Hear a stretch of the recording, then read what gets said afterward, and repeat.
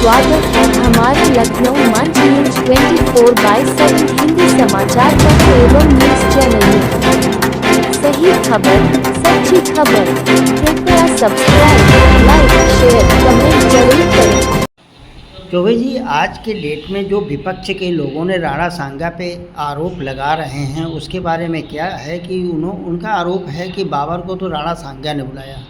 क्या ये जो विपक्ष का आरोप है वो किस पर्पज से और किस उद्देश्य से इतना बड़ा आरोप लगाया जा रहा है?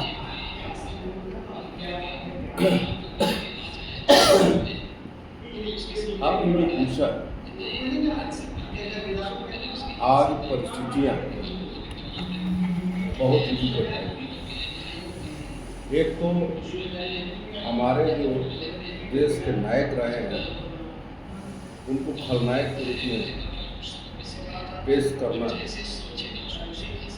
कुछ लोगों की फितरत बन गई है और एक तरफ इन लोगों की बनी है जो कि विदेशी पूंजी से विदेशी सोच के आधार पर भारत को तहस-नहस करने का काम करते हैं। अब रहा महाराणा सांगा। महाराणा सांगा जी हमारे देश के महानायक रहे हैं और जो इनका आरोप लगता है कि बाबर को बुलाया तो इब्राहिम लोदी को हराने के लिए, ये सत्य नहीं है। आपको मैं बता देना चाहता हूँ, महाराणा सांगा के शरीर पर 80 घाव के निशान थे। उन्होंने सैकड़ों युद्ध जो है लड़ा और जीता। रही बात बाबर के बुलाने की, तो बाबर नामा में लोग जिक्र करते हैं कि इब्राहिम लोदी को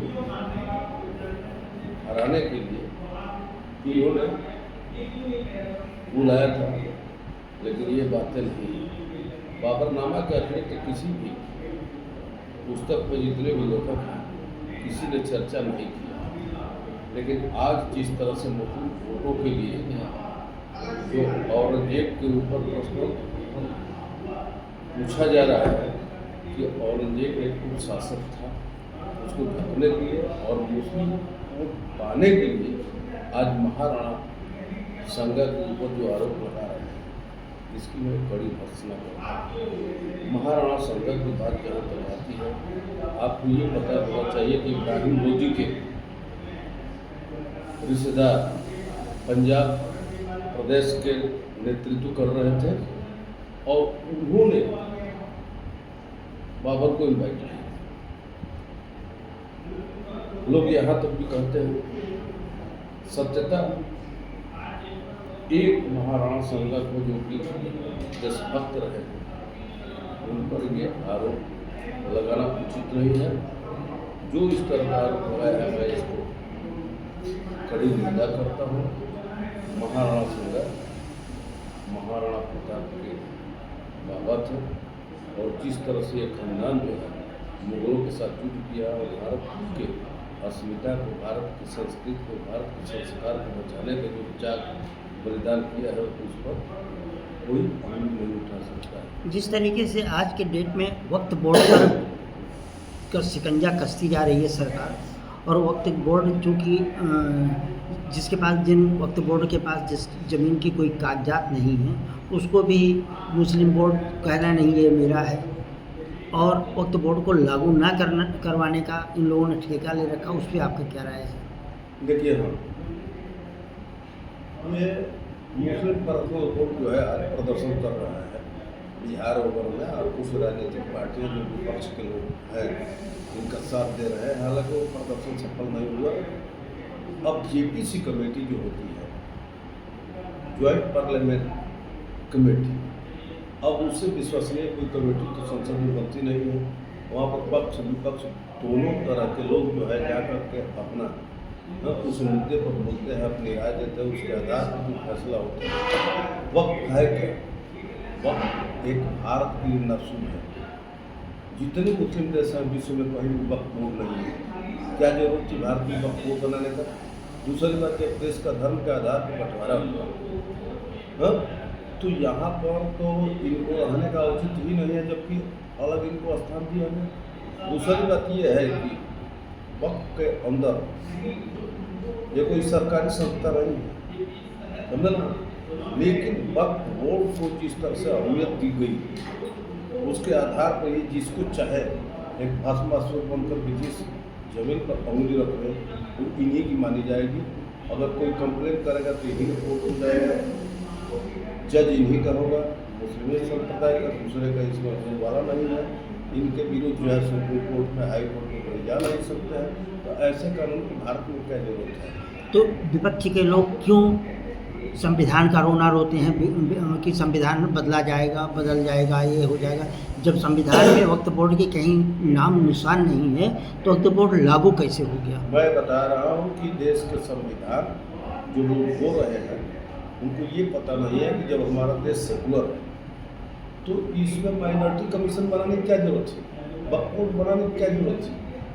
अगर वक्फ बोर्ड बनता है तो सनातन बोर्ड भी बनना चाहिए। ये कौन सा नियम है? हाँ, कि एक आदमी को बढ़ावा देने के लिए आप जो है वक्फ बोर्ड बना दो, माइनॉरिटी कमीशन बना दो, फिर सच्चर कमेटी बना दो। ये कहाँ का नियम है? ये सारे वक्त है जो JPC ये कह रहा है संशोधन की बात। मैं तो ये मांग कर रहा हूँ कि वक्फ बोर्ड को मूलतः समाप्त कर देना चाहिए। भारत के लिए एक नासूर है। जिस तरीके से बिहार का जो चुनाव नज़दीक है, कांग्रेस और RJD अलग अलग हैं, क्योंकि अभी जल्दी में वहाँ पर एक मनाया गया प्रोग्राम किया गया जिसमें सिर्फ एक कांग्रेस का विधायक पहुंचा और कोई नहीं पहुंचा। तो क्या मतलब है कि RJD और विधायक कांग्रेस अलग अलग है? देखिए, ये वोट की राजनीति हो गया समझो ना। वोट की राजनीति में इफ्तार पार्टी जो लोग मना रहे हैं ये दूसरी बात है। क्या कोई होली का ये लोग आयोजन करते हैं सर? RJD के बुलाने पर जब कांग्रेस के जो मुख्य नेता वहाँ पे मुस्लिम नेता हैं वो लोग भी नहीं पहुँचे, क्या कारण है? इसलिए कि RJD के पास यादव उठा, MI समीकरण जो बना करके चुनाव लड़े हैं, अब केवल जो है वही काम किए हैं तो कौन इनके पास होगा? कांग्रेस के लोग जो है ज़्यादा सीट मांग रहे हैं।